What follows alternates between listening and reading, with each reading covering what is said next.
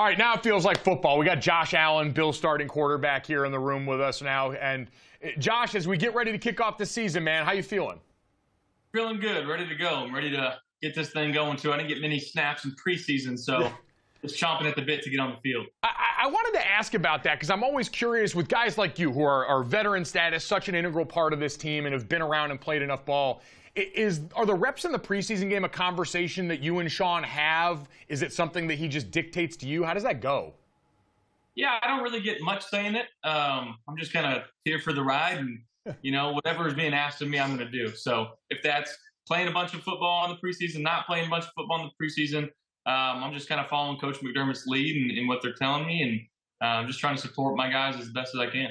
What has been the biggest difference with Joe? Obviously, like you said, the last half of last year, everyone talked about some of the ways we all saw the offense we thought changed. But for you, what has the day-to-day been like? What do you feel like is different about the offense with him?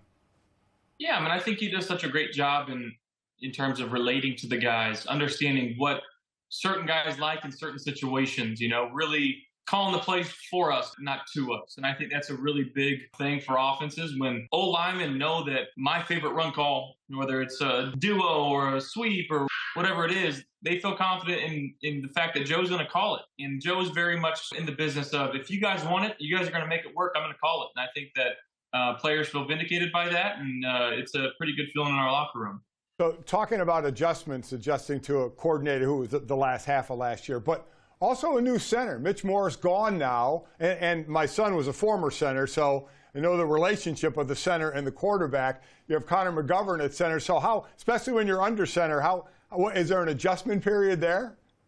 Absolutely, and I think any center that you play with, it's going to sound weird, but there's a different feel to certain guys. Some guys are a little more centered, some guys are left, some guys are right.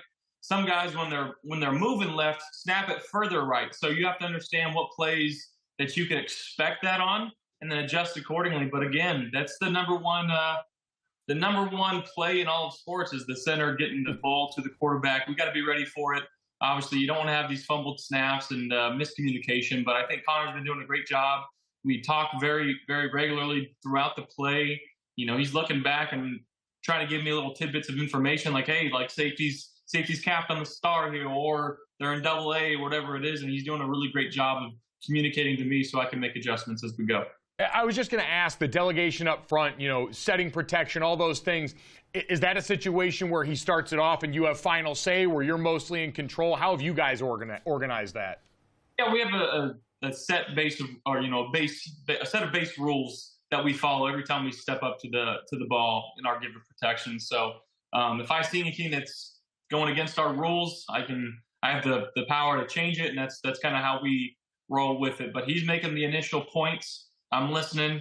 If something doesn't sound right, I'll switch it and go from there. Most importantly, Dad mentioned the under center stuff. What's the swamp ass situation like? I've had worse. It's been not so much during practice and the games. It's more so during walkthroughs when we're inside. It's a little hotter. You don't have those clothty pants to absorb some of that sweat. That fiber type of shorts that we wear that just kind of get soaked. It's all right. The things that really taking the fans down on the field to get the pertinent information. Your ability to run, I mean, makes you that much greater of a quarterback. In a day and age of more quarterbacks that do run, but also the thought of getting hurt while you're running, are you consciously thinking about that early season, mid-season, late season on when you choose to run? I don't know about consciously. I think the types of plays that we call, maybe early on in the year we wouldn't call until we need them late in the season. And that just gives our offense a different dynamic. But definitely not shying away from running because, like you said, it is a part of my game that I feel like we could utilize to the best of our ability, and it helps us stay dynamic and stay two-dimensional. And I think that's the number one thing is how can we get defenses to think that we can either run or pass on this play, which limits the defense's ability to whether it's bring pressure or show different stunts because they're not really sure what version of offense it is. We got to be smart when we do it, and most notably myself, sliding and not taking the extra hits. But It's been a weapon for us in the past, and hopefully we can utilize it going forward as well.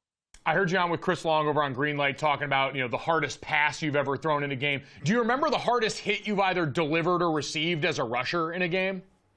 I was talking about it today. The hardest I've ever gotten hit, and it was my first play in junior college football. And I threw a ball, and I got hit right in the chest. And it was a helmet right there, and I'm on the ground, and I get up, and we were a team that, checked at the sidelines, so coaches signal in a number for the play. And my eyes they wouldn't go straight. I couldn't see, so I was asking the running back.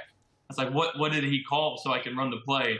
But it wasn't I didn't get hit to the head. I just got hit so hard I couldn't breathe. I got up, and literally my eyes just would not focus until I got the snap for the next play. At Reedley Community College before you went to Wyoming. And I wanted to bring up your recruitment. You didn't get recruited by D1 teams. You wanted to go to Fresno State. That didn't work out. And part of the reason I think, and I remember reading about, was that you were a multi-sport athlete. You didn't stick to one sport.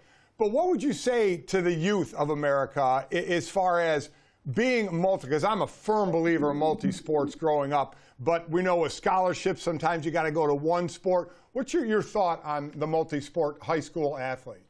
Yeah, I'm all for playing different sports. I played basketball, baseball, football every year in high school, and even before that. I think, and I think the number one thing that doesn't get talked about enough for all athletes, I think swimming is so vital in developing different types of muscle movements, and not to mention the mental toughness. When you're in the water, you're by yourself. I remember many times where it's practice. I don't want to keep doing this. It's 15 laps or whatever. And I'm 7, 8 years old, and my dad's the president of the swim team.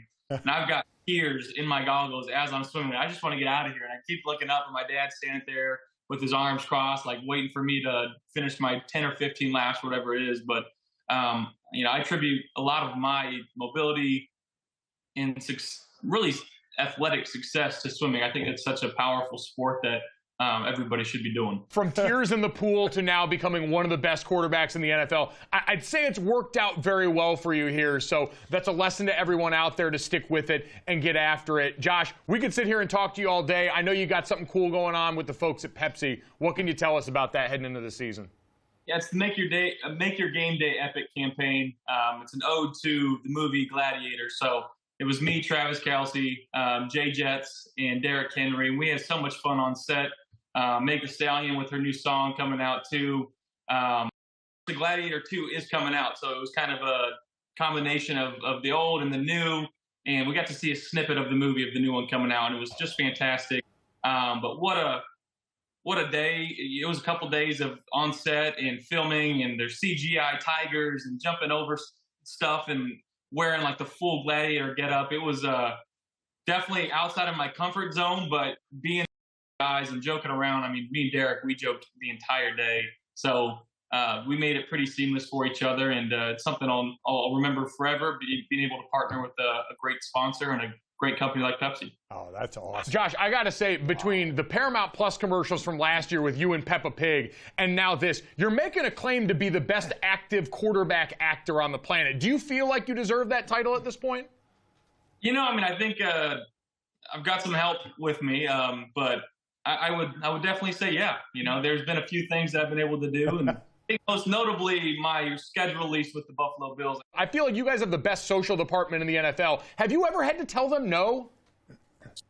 I'm the one that's sometimes giving them ideas. They are off the wall, but I think I'm just up there with the creativeness that they got. So it's been pretty fun with them. It's incredible to watch, man, as is everything on the field. Best of luck, man. Stay healthy this season. We're excited to watch you go to work. All right, man? Thank you so much. Y'all have a great one. Thanks, Josh.